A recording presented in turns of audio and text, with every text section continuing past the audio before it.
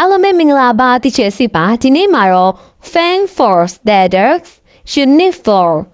Red Blue and Yellow ဆိုတဲ့ title လေးကိုဘယ်လို step by step သင်ကြားရမလဲဆိုတာကိုညှက်ပြီးမှဖြစ်ပါတယ်။နင်းစာလေးကိုမစတင်ခင်မှာပေါ့နော်ကလေးတွေကိုအယောင် color တွေနဲ့စပြီးတော့မိတ်ဆက်ပေးရမှာဖြစ်ပါတယ်။ပြီးရင်တော့ color missing chat ဒါမှမဟုတ် color missing song ကိုတုံးပြီးတော့မှအယောင်ရောစက်ပုံကိုကလေးတွေကိုလက်တွေ့သင်ကြားပေးရမှာဖြစ်ပါတယ်ရှင်။ကလေးတွေကအယောင်တွေကိုစနစ်တကျရောစက်ပြီးတဲ့အခါမှာတော့ session A ကို group work ဒါမှမဟုတ် individual work ပေးပြီးတော့ဆောင်ရွက်ခိုင်းလို့ရပါပြီ။ In session B, read and answer the question in B. Color the paint. Enter me and my friend ပေါ့နော်။ကလေးတွေက session B မှာဆိုရင်ပေးထားတဲ့မိကုန်းတွေကိုဖတ်ပြီးတော့မှမင်းဆိုတဲ့ column မှာကိုရဲ့နှစ်သက်ရာရွေးချယ်ထားတဲ့ဖြေဆိုရတဲ့အယောင်တွေကိုချဲ့ပေးရမှာဖြစ်ပါတယ်ပြီးလို့ရှိရင်တော့ကိုရဲ့ partner ဖြစ်တဲ့တငယ်ချင်းစီကို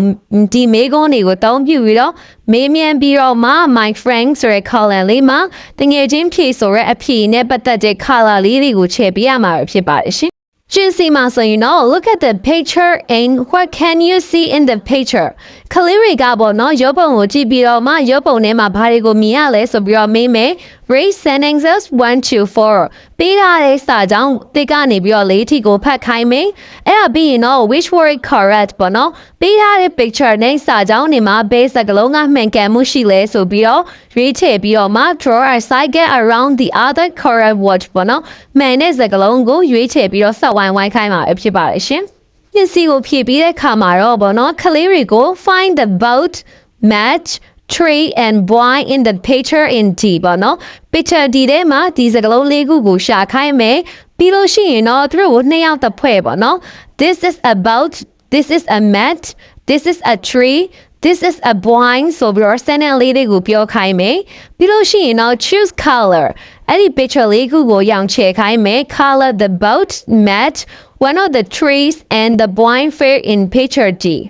picture D မှာရှိတဲ့ဒီစကားလုံးနဲ့ပတ်သက်တဲ့ picture တွေကိုရောင်ချယ်မယ်ပြီးလို့ရှိရင်တော့သူတို့ခုနဖွဲ့ရတဲ့အုပ်စုလေးမှာပဲသူတို့ကနေပြီးတော့ this is a green boat this is a purple mat စတဲ့ color လေးသူတို့နှစ်သက်ရခြေထားတဲ့ color လေးတွေနဲ့တွဲဆက်ပြီးတော့မှစနန်းတွေကိုပြန်ပြောခိုင်းရမှာပဲဖြစ်ပါတယ်ရှင် session D မှာဆိုရင်တော့ picture ကိုထောက်ပြီးတော့မှ where the kites where the girl where the painting where the baby where the tree where the boy where the bag where the woman ဆိုရယ်မိကုန်းဒီကိုမေးပြီးတော့မှကလေးတွေကို please point out with finger လက်ချောင်းနဲ့ထောက်ပြခိုင်းရမှာပဲဖြစ်ပါတယ်ရှင်။ပြီးတော့ကလေးတွေကို session D မှာရှိတဲ့ picture ကိုကြည့်ခိုင်းပြီးတော့မှ how many bird can you see ငှက်ပဲနဲ့ကောင်ဒီ picture ထဲမှာတွေ့လဲဆိုပြီးတော့မေးမယ်ဒါပြီးလို့ရှိရင်တော့ဘောနော် gain the ball အနေနဲ့ပေါ့နော်picture ကိုကြည့်ပြီးတော့မှကလေးတွေကဆရာရွတ်ပြတဲ့စာကြောင်းကမှန်လို့ရှိရင် yes လို့ပြောပြီးတော့မှတက်ရက်မယ်ကဲလို့စာကြောင်းကမှားနေမယ်ဆိုရင်တော့ no လို့ပြောပြီးတော့ထိုင်ရမှာပဲဖြစ်ပါတယ်ဒီမှာပေးထားတဲ့ပေါ့နော် sentence ကိုသုံးပြီးတော့မှဒီ game လေးကိုပေါ့နော်ကလေးတွေကိုပျော်ရွှင်အောင်ဆော့ပေးရမှာဖြစ်ပါ game ကစားပြီးတဲ့ခါမှာတော့ကလေးတွေကို listening နှစ်ခေါက်ဖွေးပြပြီးတော့မှ picture ထဲမှာရှိတဲ့နှက်ကလေးတွေကိုအယောင်ချဲ့ခိုင်းမှာပဲဖြစ်ပါတယ်ရှင်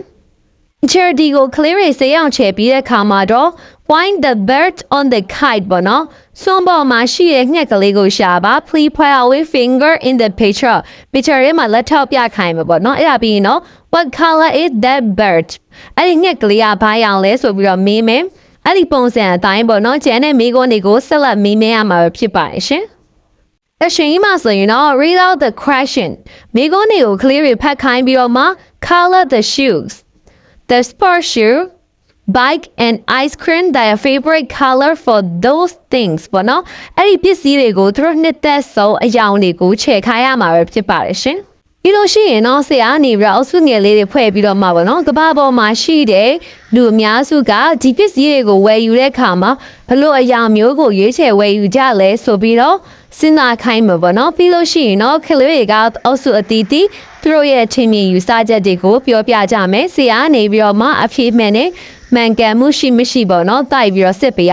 ဒီချေရိုကနေပြီးတော့ပေါ့နော်ကားနဲ့အားကစားစီးပနက်တွေကိုကလေးတွေကိုရောင်မချေရဘူးဘာဖြစ်လို့လဲဆိုတော့ကဘာပေါ်မှာလူအကြိုက်အများဆုံးဒီပစ္စည်းတွေတွဲထုတ်လုပ်ထားတဲ့ရောင်ကအဖြူရောင်ဖြစ်လို့ဆိုတာကိုလည်းထည့်သွင်းပြီးတော့ရှင်းပြရမှာဖြစ်ပါတယ်ရှင်